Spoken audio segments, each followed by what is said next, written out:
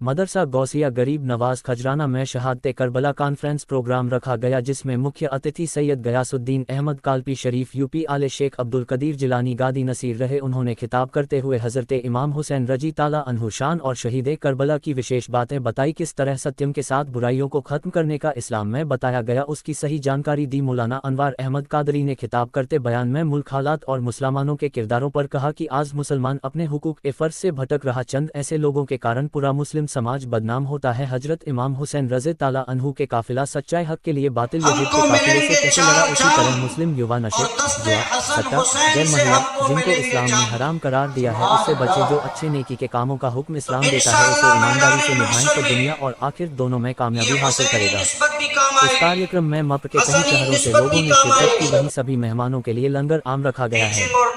कार्यक्रम के अंत में मुल्क की कामयाबी, अमन, शांति, तरक्की के लिए दुआ की।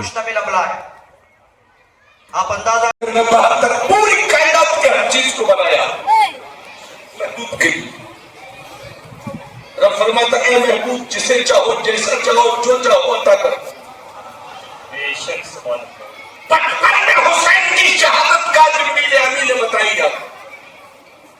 करबला की बेटी करती हुसैन ये अल जामतुल गौसिया गरीब नवाज में हर साल मुहर्रम शरीफ के महीने के आसपास प्रोग्राम होता है, शहीद आजम कॉन्फ्रेंस। वह जश्न हुजूर मुफ्ती आजम हिंद। इन बुजुर्गों का पैगाम, करबला का पैगाम हम पूरी दुनिया को देना चाहते हैं कि उन्होंने जिस तरीके से इल्म और अमल के साथ में, हुजूर की शरीयत के साथ में उन्होंने जो अपने जान की कुर्बानी पेश की है, उनका मकसद है कि हक्कानियत को जिंदा रखना, सच्चाई को आगे लाना और तालीम को आगे लाना। ये इमाम हुसैन का पैगाम है। उसी सिलसिले में हम जामिया गौसिया गरीब नवाज में इमाम हुसैन का ये प्रोग्राम मुनक्किद करते हैं।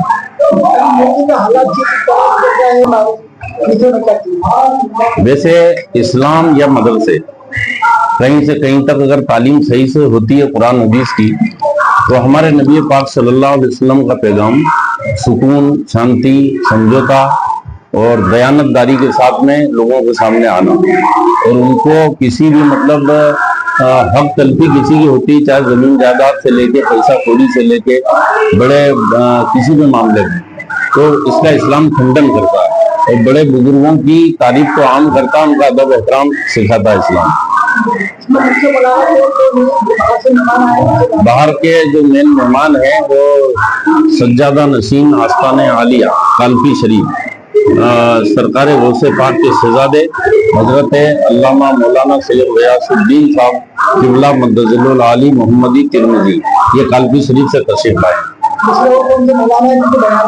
दूसरे पूर्व जवार के मुल्क मिल्लत के कई अकादमी, जिसमें मुफ्ती अनवार अहमद कादरी साहब किबला जो इसी मदरसे के जामिया गौसिया गरीब नवाज से बानी सरबराह हैं, उनका भी खिताब। हजरत अल्लामा मौलाना मोहम्मद आरिफ साहब कादरी बरकाती जो इस मदरसे के प्रिंसिपल है, उनका बयान।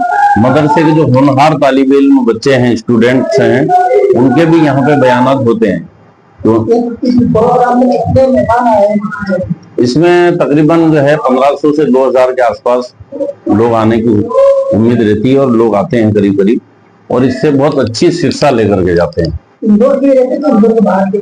वो इंदौर मध्य प्रदेश से भी आते हैं करीब करीब, ज्यादातर जैसे खंडवा है, इधर बुरहानपुर साइड से है, थोड़ा आसपास के अपने देवास, उज्जैन, इस टाइप से करीब करीब के ज्यादा आते हैं।